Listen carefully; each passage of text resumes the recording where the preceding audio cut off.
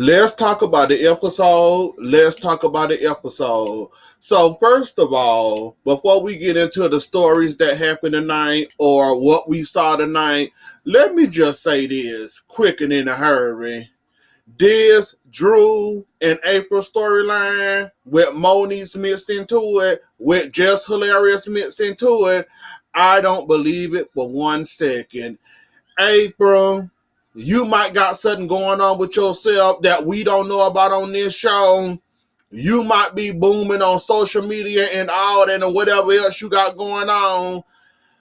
How you jump from a little ZY star on Love and Hip Hop to all of a sudden this CDLE star all of a sudden, not to mention you got such a huge storyline this season, not to mention on top of it, your storyline is the main core, the main product, the main storyline that keep going and going and going all this season, and we don't seem, well, it doesn't seem like to me that it's coming to an end with your storyline.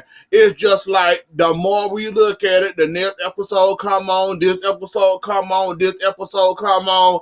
It seems like you got a storyline that won't stop, won't go nowhere. We catch a break from you. Then you come back the next episode after that. I just want to know, when you got such a big storyline, and how the hell did you manage to get a bigger storyline than anybody else on this show? Now, I know you and Drew think y'all got something going on with this little relationship. We dating, but we keeping it a hush hush.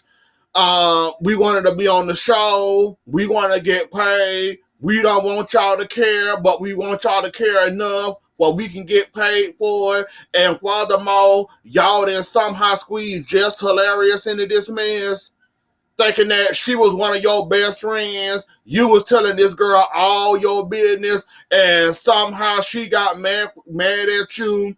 And 5 months down the road, Moniz happened to hit you up, and you not there spilling all April's. You know what? I don't believe it. No, now, Moni, you pushing the envelope now. I could believe that Drew and April had a relationship or was dating prior to filming of this show. I can believe that. I could believe that you probably talked to them, pretend like they was dating or whatnot. They might have had feelings for each other. While they was filming, keeping their friends in the dark or whatever. I can believe all that. I can run with that. I can digest that. I can move on with it, and I can not care less, but I can go along with it. Now you want us to believe that April and Just Hilarious are friends. Then on top of it, you want us to believe that somehow they stopped talking 5 months. Well, she said been 5 months since she heard from you, or five whatever since she heard from you last. Somehow Moniz got in contact with her. She checked Moniz's DM to see what Moniz was DMing her about. It's about April. Just Hilarious got on the phone, or they was DMing each other, all this and all that. Then on top of it, she was spilling your information, telling her all stuff about you. And the reason Moni's got all this information on you, the spill on Hollywood Mess or whatever that is, Jason Lee guy, that's how she got that information from Just Hilarious. First of all, if anybody that follows Just Hilarious, when is she not on tour? When is she not doing something? When is she not doing stand-up? When is she not on the road? First of all, I don't believe that. Second of all, I follow Just Hilarious on Twitter, on Instagram, to know she always busy promoting one of her tours or her concerts or whatever. So I don't believe for 1 second. I don't believe. Y'all can be friends or whatever, but I'm supposed to believe a celebrity like Just Hilarious got the nerves to be mad at April. Well, be mad enough at April, but Mo needs to put a bug in her ear to divulge anything April may or may not said about her. Now, I can believe they friends. As for Just Hilarious spilling her mess, nah, I don't believe that. Like, now you pushing it and now you trying it. Yeah, some friends do blab, but she a celebrity. She a higher celebrity than April. What her name is? Jones? Well, we ain't gonna care about her last name. Jess Hilarious is a big star on her own. She really don't need this show. She got her own TV show. Jess Hilarious got her own thing coming on. A, she don't need this show. B, she don't need to be on this show. Yes, y'all can use her. Why all of a sudden now she just making an appearance, and why all of a sudden now that it's out that April and Drew dating, now all of a sudden she going through all these trials and tribulations. She only want positive people around here, all this and all that. Like, Now, y'all playing in my face. Y'all doing too much, and y'all done squeezed too much into this April Jones storyline now. I don't believe none of the Just Hilarious mess, not even much a little bit. Cause just like she did that to April, somebody else that she thought was a friend or a longtime friend can do the same stuff to her and get her back, and that would be her karma. You expect me to believe a close celebrity like Jess Hilarious right here telling her other friends secrets? Nah, I ain't believing that. Like you tried it there, Mona. I appreciate the effort. I know you had to give us something, but I'm not believing that. Sorry, not believing that. Like she got her own business to worry about. Now she got to worry about her business being not there cause that's her karma cause she decided to spill April business all over TV and give it to all people like Moniz.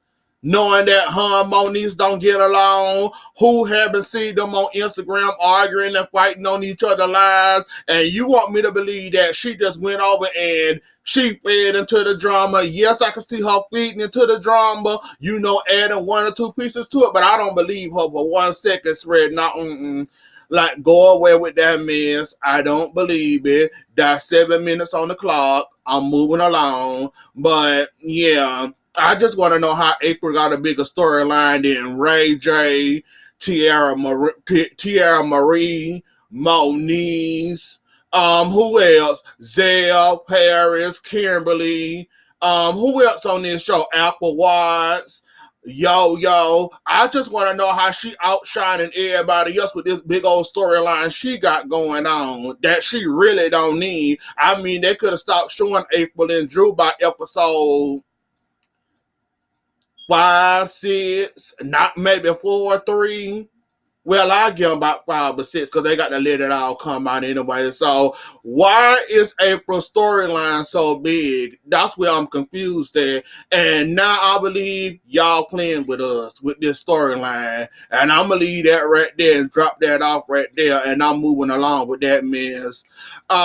Zell, Paris, Tiara Marie, that whole business. Let's go ahead and get the apartment situation out of the way. So, when we first met y'all, it was Zell, Paris, London, France, and Mickey Monday staying in this apartment. So, y'all didn't squeeze Tiara Marie in this apartment. First of all, what throwing me off about that, y'all brought Tiara Marie in this storyline too late. Well, too late. The show almost over. Somehow y'all squeezed her in where she can get a little piece of check. Now Tiara Marie, she got some songs out there. I know she collecting some money somehow, somewhere. You mean to tell me she can get her own apartment, or she can get her own extended stay, her own Airbnb or something like that, but she won't have to be staying with nobody else? Now, how do a big star go all the way from up here and falling down to where she can't? But where she got a pit where a spot where she got where she got to stay with somebody else. She ain't got a pot to piss in and to throw it out the window. How do a big star go from up here to down here, living with one of her relatives and they rent and another rent to pay the rent, where they can cut the rent down in half and cut the rent down in half and all them pay a certain amount of rent? How does one come from that Now, you know Tierra Marie, you know she got some money somewhere, and she able to drive and do all that drinking and do all them DUIs and pay up all them fines and got lawyers. Tierra Marie got some money somewhere, so I don't believe that for 1 second. That Tierra Marie, all this trouble she done been in, all them lawyers she had to pay off, she ain't got a quarter down, nickel or quarter nowhere where she can go get her Airbnb or something she can stay in besides staying with her cousin and their friends and splitting the rent down.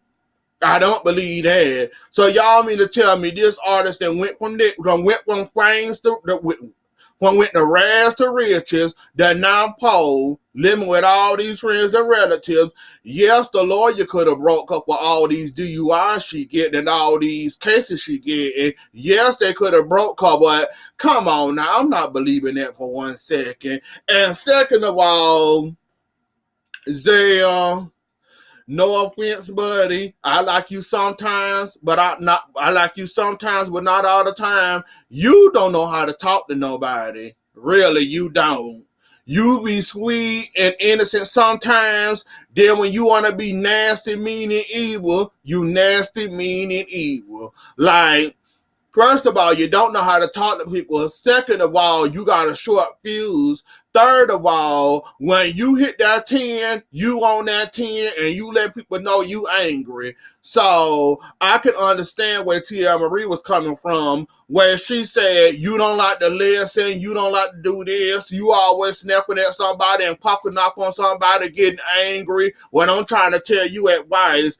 And another thing, Zay, Tierra Marie been doing music for a long time now. What in the blue hell do she look like taking advice from you? Somebody that's trying to get into the music world. Somebody that tried to do a track 3 seasons ago or 2 seasons ago that never hit the airways. Yeah, it might have hit Spotify, but that as far as it got. You mean to tell me now, Tierra just broke down and homeless that she got to get music advice from you now? You had the audacity to tell Tierra Marie what she need to do and how she need to handle her career, and you trying to open the doors for yourself to get yourself to walk through them same doors. Like, come on here, buddy. It don't work like that now. I can see you telling Black China that. I can see you telling maybe Apple Watts that.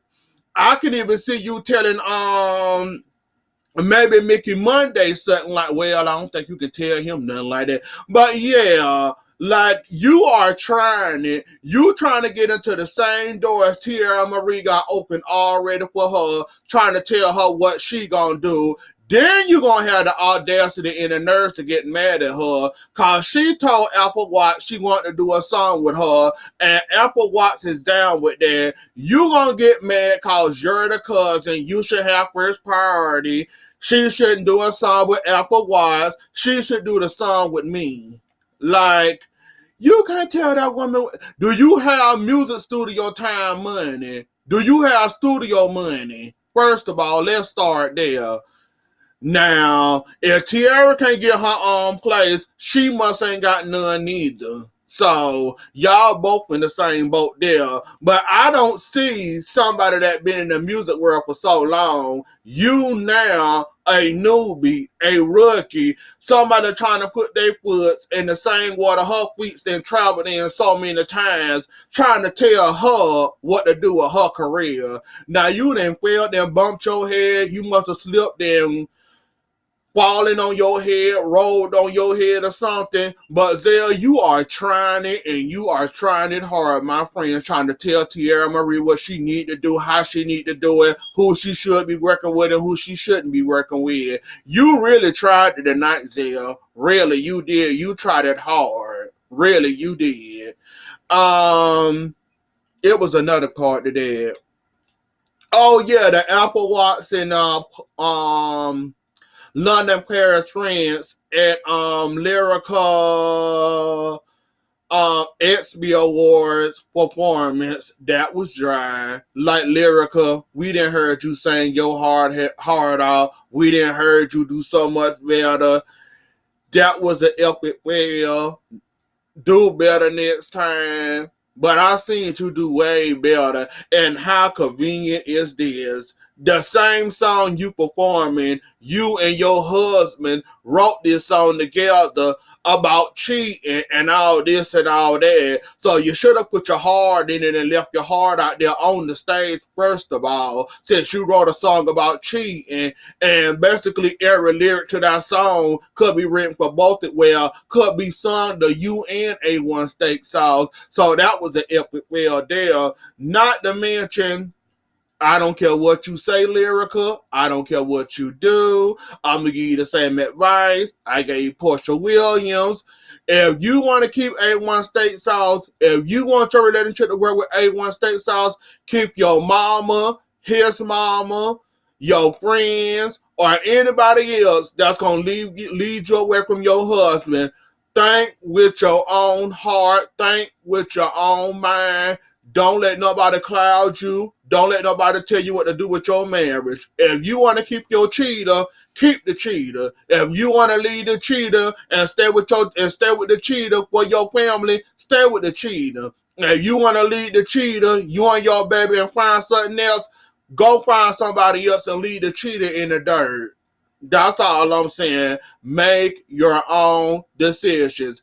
Do not, and please, I mean, do not let anybody make no choices, no decision from you. Yes, y'all look bad for all the cheating y'all done, but if you want your cheater, keep your cheater. If you want to leave that cheater and go find you somebody else. Just know that whatever choice you made is your decision. Don't let nobody else cloud your judgment, and don't let nobody else tell you what to do with your husband.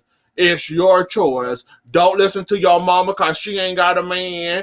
Don't listen to your friend cause what's her name is? I've got a name. Don't let your friends or nobody else tell you what the hell to do with your marriage. If you want him, you have him. If you don't want him, kick his behind to the curb and go find you another man. That's it. That's all. Apple Watch, I see a change in you. I like this change. Hopefully you can keep it and keep moving forward. I like the fact that you and Paris made up. Um, you took the high road, even though it could have turned left very easily. Cause when she came over there, you was already ready to fight her, but you calmed down, and thanks to Tierra Marie, she was there to lead y'all in the right direction, and I'm glad y'all made up, even if it is fake or not. I'm glad y'all came to an agreement right then, right here and there. So that was good. And Paris, this ought to be a lesson to you. When you coming for somebody, when you going at somebody, if you throwing in the thing about the chug or throw or anything or any enemy object you pick up talking about throwing it at somebody, make sure you hit your target, not targets. Cause this can happen to you every time you do this, and this need to be taught, and you need to be taught this lesson. When you fighting somebody, you make sure you hit your target, not your targets. Cause that easily could have been a two-way beatdown, and Zayar probably could have still been trying to get on the bus while you was getting your behind handed to you. That's what y'all need to learn. All this fighting y'all be doing these reality TV shows, throwing stuff, throwing drinks, picking up stuff, throwing high heels. Just like you was trying to, well, you did get where the majority of the alcohol did get on Brittany B, but it also got on the Pomeranian Apple Watch. Just like you was up there calling yourself hitting Brittany, pulling her hair, Apple Watch could have been behind you, beating you in the back of your head, trying to dig a hole in the back of your head. That's what you need to learn. I hope this taught you a valuable lesson. When you go to pick up something, throw something, whether it's a drink, rock, shoe, or whatever, make sure you hit your target.